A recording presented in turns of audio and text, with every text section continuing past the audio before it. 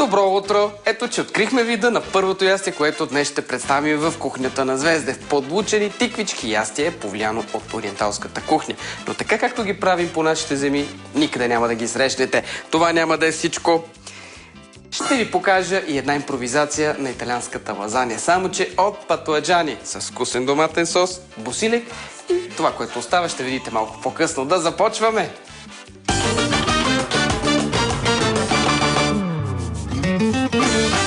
Ще започна с традиционната за всяка лятна кухня гозба, наречена подлучени тиквички. Защо подлучени, след като няма кромит лук? Нееднократно съм се натъквал на такива въпроси. Отговорът е защото използваме чеснов лук. Знаем, имаме чеснов лук, прас лук, кромит лук. И така, избираме тиквички, да са крехки, да не са от най-дебелите, защото в тях има много семе, нерядко нагарчат и ги нарязваме на колелца. Реших да направя тази лятна рецепта. Първо, за да обменим опит и да видим приликите и разликите между моят вариант и вашия. И на второ място, за да покажа един интересен начин за паниране на тиквичките, който пести мазината. Всеки, който е правил поне веднъж това ястие, знае, че тиквичките като се изпържат, много бързо мазината потъмнява и буквално половин литър олио трябва да използваме, за да опържим ястие за 4-5 човека. Това се дължи на факта, че в тиквичката има немалко захари, те прегарят и съответно мазината се разваля и не става за пържене продължително време. И второ, заради брашното, което също, колкото и добре да го овалваме около тиквичката, пада, прегаря и това влошава вкуса на мазината и съответно на изпърженото изделие. Аз правя една кашичка от брашно и вода, която трябва да е много гъста и така тиквичката става хрупкава, въпреки че това няма значение, защото знаем, че подлучените тиквички се заливат с кисело мляко и чесън и така престояват да се напоят. Но при всички положения предимството на този метод е да пестим олиото и да го използваме по-дълго. Сега довършвам нарязването на тънки колелца на тези 4 великолепни тиквички и след това в купата ще сложа брашно и водичка, за да ви покажа гъстотата на кашичката, която трябва да се получи, след което използваме големия помощник, наречен фритюрник, за да изпържим тиквичките. Ето тук съм подготвил 2 чаши пшенично брашно. Слагам го и наливам вода.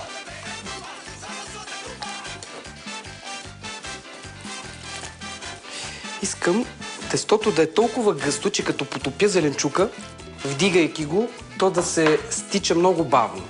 Нещо като палачинково тесто, може би и малко по-гъсто. Хубаво разбърквам. И следващия трик, който използваме, да посоля тази смес. Така отпада необходимостта предварително да осолявам тиквичките. Разбърквам добре, докато се получи еднородна смес. Ето тази кашичка, мисля, че е достатъчно. Мисля, че ще се получи. Убеден съм. Сега ще видим какво става в фритюрника. Можем да сложим повече тиквички. Разбърквам ги. Ето така.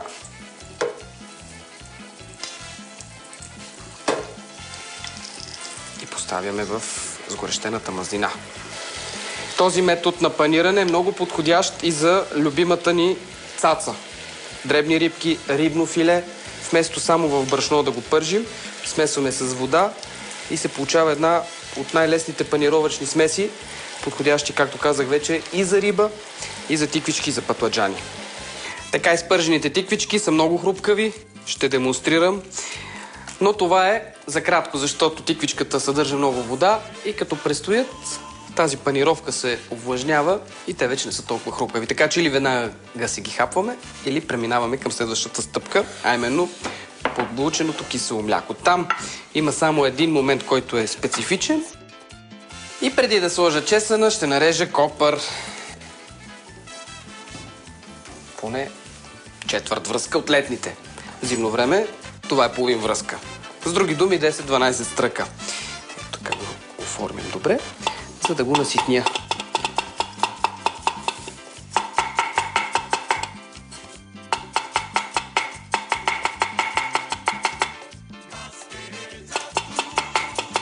Дръжките ги запазваме за супичка.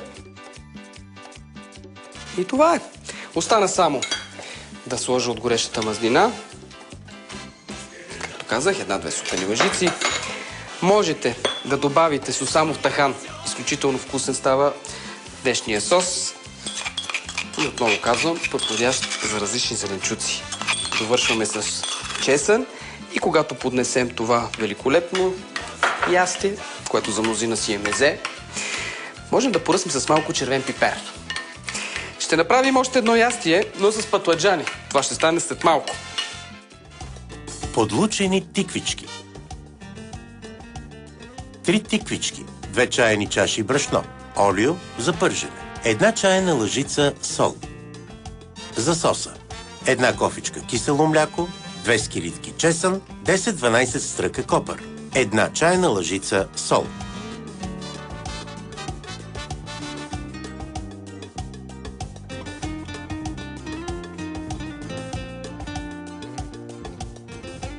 Нарязваме тиквичките на тънки колелца.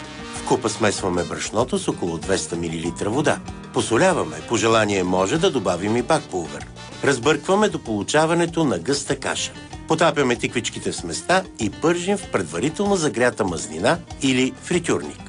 Приготвяме соса. Разбиваме млякото, добавяме наситнения копър. Стриваме на каша скилитките чесън заедно с солта и няколко лъжички от мазнината, в която сме пържили тиквичките. Поливаме с чесновата каша и още 2-3 супени лъжици мазнина. Разбъркваме. В чиния за сервиране поставяме тиквички и заливаме със соса.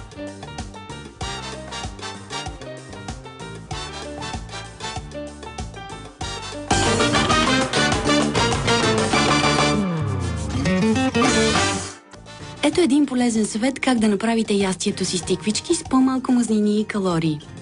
В леко намазнена тавичка поставете предварително нарязаните на колелца тиквички и ги поръсете с брашно. Запечете тиквичките във фурна за около 20-25 минути при температура от 200 до 220 градуса. След изпичането по желание може да ги залеете с предварително приготвен сос.